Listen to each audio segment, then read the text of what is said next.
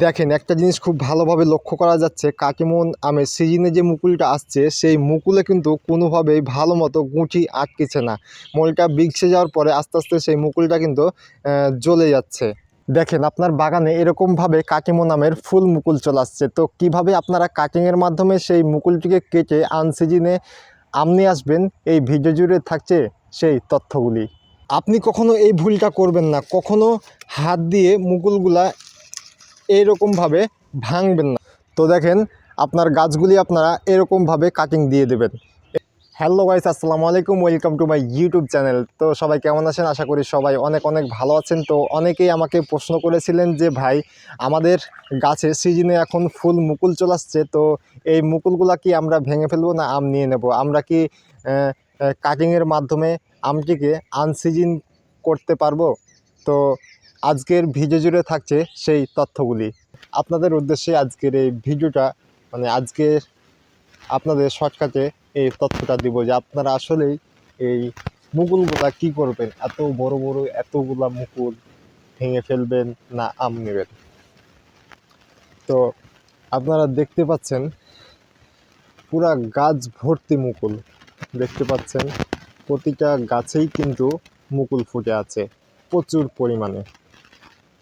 তো এগুলা কিন্তু সব হচ্ছে 12 মাসি কাটিমন আমের জাত। তো আমি আপনাদের বলি এই মুকুলগুলা কেন আপনারা আম নেবেন না। মূলত হচ্ছে এই মুকুলগুলাতে আপনি আমের ফলন পাবেন না, আম হবে না। দেখতে পাচ্ছেন এগুলাতে কিন্তু গুঁঠি আটকেছে না, কিংবা যেগুলা মুকুল আপনার বিগসে যাচ্ছে সেই মুকুলগুলোতে কিন্তু গুঁঠি আসছে না। আমাদের বাগানে সেম প্রবলেম হয়েছিল, তো আমরা এখন আস্তে আস্তে কাটিং দিতে শুরু করে দিয়েছি। মানে আম হবে না সেহেতু বছর লস করে লাভ নাই।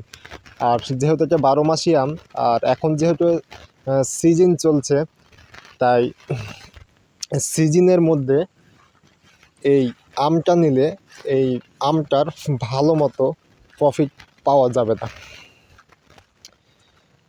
তাই এখন আপনাদের করণীয় কোনটা? মুকুল হাত দিয়ে ভেঙে দেবেন না ডোগা কাটিং করে দেবেন? তো আপনাদের গাছটি যদি ছোট হয়, ছোট সাইজ, একদম চিকন, এরকম মনে করেন যে হাতের মতো মোটা ছোট চারা, তাহলে আপনারা মুকুলগুলা ভেঙে দেবেন। এই যে দেখতে পাচ্ছেন এই মুকুলটা এইখান থেকে ভেঙে দেবেন, এইখান থেকে মুকুলটা শুধু ভেঙে দেবেন। আর যদি আপনাদের গাছগুলা এরকম দেখতে পাচ্ছেন এরকম বড় হয়, তাহলে কিন্তু আপনারা সেই মুকুলটা কোনোভাবেই হাত দিয়ে ভাঙার চেষ্টা করবেন না। আপনারা যদি মুকুলটা হাত দিয়ে ভাঙার চেষ্টা করেন, তাহলে কিন্তু আপনার গাছটা যেহেতু বড় সেহেতু আপনার গাছে বিষ লেগে যাবে। আর সামনে যখন আনসিজনে আম নেওয়ার চেষ্টা করবেন আপনি, তখন কিন্তু কোনোভাবে আপনার গাছে আম আসবে না। আর যদিও আসে তাহলে ফুল আম পাবেন না।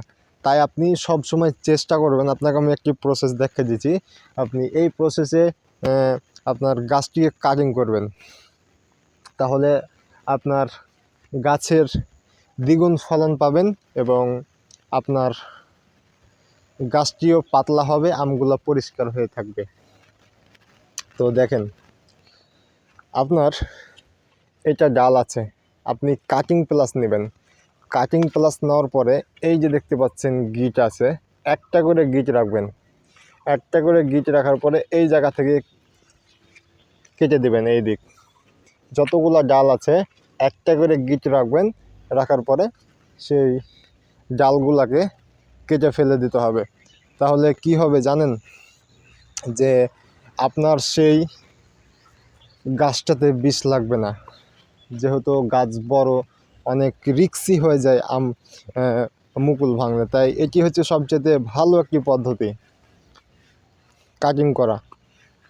আপনার গাছটাও ফাঁকা হবে, আলো বাতাস প্রবেশ করতে পারবে, বেশি বেশি ফলন পাবেন।